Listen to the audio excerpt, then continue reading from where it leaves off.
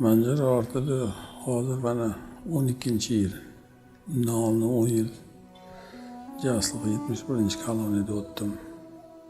2007-yildan 17-yilgacha. Hozir mana 10 yil 6 oyga kesilganman. O'tmish qo'ymas ekan, nima qilar ekan. Yana shu joylarga kelib qoldim. O'tmishda endi ko'chani hayotini havas qilib yashaganmiz.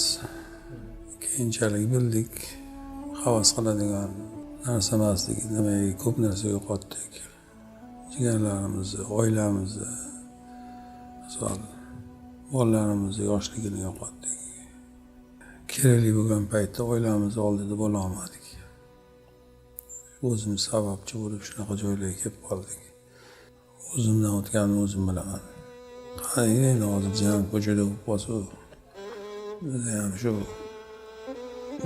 qo'limizdan kelgancha davlatimizga nimaiki shu davlatimizda bizlarni ham farzandlar, nevaralarimiz o'syapti, qarindosh urug' jigarlarimiz hammamiz.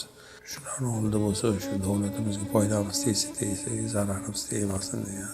Endi yoshlarga nima deyman? Yoshlarga aytaman, men to'g'ri yo'lda yurishini, mana sharoit, prezidentimiz sharoit yaratib beryaptilar. Tadbirkorlik qilib, o'qishlarda mana o'qib, meni ham farzandlarim o'qishadi hammasi, Xudoga shukr. Yoshlarga shu faqat shu nima gap? Qonun ustuvorligini, qonunni hurmat qilishni, afsusdaligimni, pushaymonligimni o'zimdan, oilamdan sezaman bu narsani. Oilam ham qiynalib ketdi. Hozir 60 ga chiqyapman.